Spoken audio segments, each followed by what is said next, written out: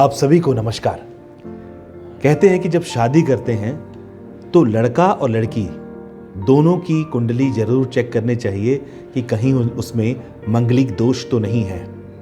कुछ लोग मंगलिक दोष को मानते हैं और कुछ लोग मंगलिक दोष को अंधविश्वास बोलकर छोड़ देते हैं और इसको प्रोपेगेट करते हैं कि नहीं, मंगलिक दोष कुछ नहीं होता, बहुत बढ़िया है।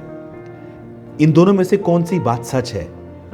एक्चुअल में मंगलिक दोष तब फॉर्म होता है कुंडली में जब मंगल कुंडली में पहले घर में, दूसरे घर में, चौथे घर में, सातवें घर में, आठवें घर में, 12वें घर में हो, लगन कुंडली से। फिर कुछ और विद्वानों का मानना है कि मंगल यदि चंद्रमा से भी ऐसी सिचुएशन में हो, यानी चंद्रमा से पहले, दूसरे, चौथे, सातवें, आठवें, 12वें घर में हो, तो भी मंगलिक बन जाता है व्यक्ति।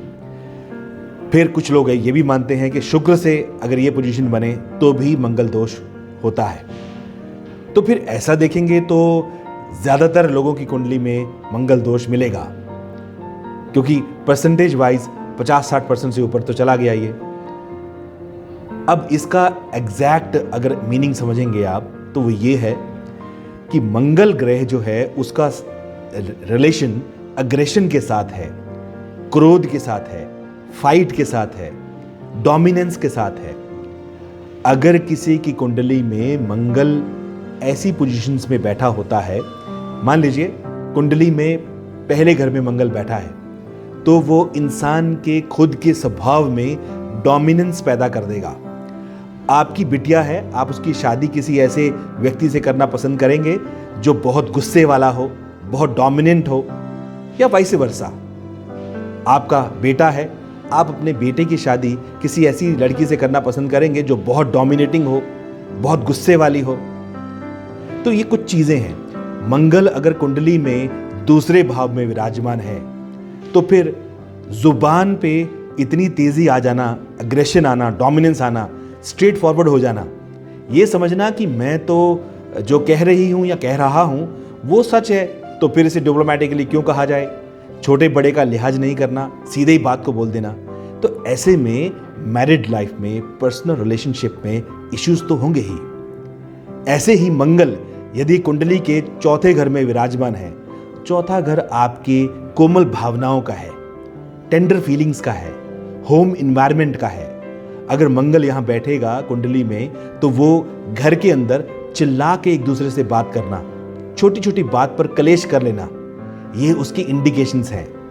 हाउस प्रॉपर्टी चाहे वो बहुत ज्यादा दे दे, लैंड, प्रॉपर्टी, बिल्डिंग ये बहुत ज्यादा दे देगा, लेकिन इमोशंस को उड़ाएगा। ऐसे ही अगर मंगल सातवें घर में कुंडली के आ गया तो सातवां घर कहने का मतलब हुआ कि सामने वाला, आप खुद, आपकी कुंडली का पहला घर आप खुद हैं और सातवां घर आपकी पत्नी या आपका पति है, स्पाउस है। ऐसे ही आठवां घर आपके स्पाउस की जुबान है।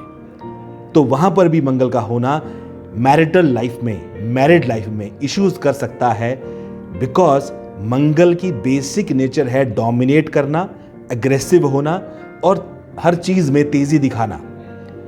अगर मंगल 12वें घर में गया कुंडली के, 12वां घर नींद भी है और 12वां घर बिस्तर सुख भी है, बेड प्लेजर्स भी है। इसका रिलेशन आपकी मैरिड लाइफ से क्लोज कनेक्शन है। अगर यहां पर एक व्यक्ति की कुंडली में मंगल की प्लेसमेंट है और दूसरे में नहीं है, तो एक व्यक्ति ज्यादा डोमिनेट करने की कोशिश करेगा अपनी फिजिकल रिलेशंस में और दूसरा सप्रेस हो जाएगा, पैसिव महसूस करेगा। ऐसे में इश्यूज तो होंगे ही। तो अगर उसे कॉमन सेंस की लैंग्वेज में आप समझेंगे तो एस्ट्रोलॉजिकली मंगल जब भी इन लोकेशंस पे होता है वो अपने ही तरह के इश्यूज खड़े करता है मैरिड लाइफ में। तो ये कह देना कि मंगलिक है तो बहुत बड़ा कुछ गड़बड़ हो जाएगी, वो भी गलत है। अगर ये कह देना कि मंगलिक कुछ होता ही नहीं, वो उससे भी बड़ी गड़बड़ है, क्योंकि मंगल का एक खास प्लेसमेंट है। अगर बात उठी है तो उसमें कुछ तो होगा। मंगलिक दोष को अगर संज्ञा मिली है कि हाँ मंगल दोष होता है, अगर मान लो किसी की कुंडली में मंगल की कोई खास लोकेशन है, उसके साथ वहां पे शनि का इन्फ्लुएंस भी आ गया, राहु का इन्फ्लुएंस भी आ गया और सूर्य का इन्फ्लुएंस भी वहां पड़ गया, तो मतलब मैलेफिक प्लैनेट्स का इन्फ्लुएंस ज्यादा होने की वजह से ये बहुत बार एक्सीडेंट प्रोन कर देता है सिचुएशंस। बहुत बार ये कुछ ऐसी घटनाएं घटा देता है जिसकी वजह से आपकी मैरिड लाइफ में इश्यूज होते हैं। इसी वजह से कहा जाता है कि मैरिज करने से पहले आप ये कंसीडर कर लें कि दोनों की कुंडली में मंगल दोष का कंपैटिबिलिटी बैठ रही है कि नहीं। नॉर्मली ये जो मैंने बताया आपको प्लेसमेंट मंगलिक होने की, इसके अलावा कुछ एडवांस लेवल पे कुछ इसके परिहार हैं, कुछ इसकी कैंसलेशंस हैं। अगर मंगल के साथ बृहस्पति का प्रभाव है तो मंगल दोष कैंसिल हो जाता है। अगर मंगल अपनी ही राशि में बैठा है तो मंगल दोष कैंसिल हो जाता है। इस तरह बहुत सारे परिहार हैं जिनको कंसीडर किया जाता है जब ये डिसाइड किया जाता है कि ये मंगलिक है या नहीं है। तो ये कहना कि मंगल दोष है तो सब कुछ गड़बड़ हो गया, वो भी गलत है।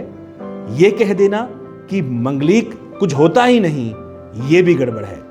तो जब भी विवाह की बात हो, जब भी आप लंबे गठबंधन की बात कर रहे हैं, तो मंगलिक दोष को विचार कर लेना, उससे क्या क्या प्रभाव हो सकते हैं, इसको गहराई से कॉमन सेंस लगाकर समझ लेना अच्छा रहेगा। आपके जीवन में मंगल हो, खुशियां बढ़ें, इसी मंगल कामना के साथ खुश रहें आप।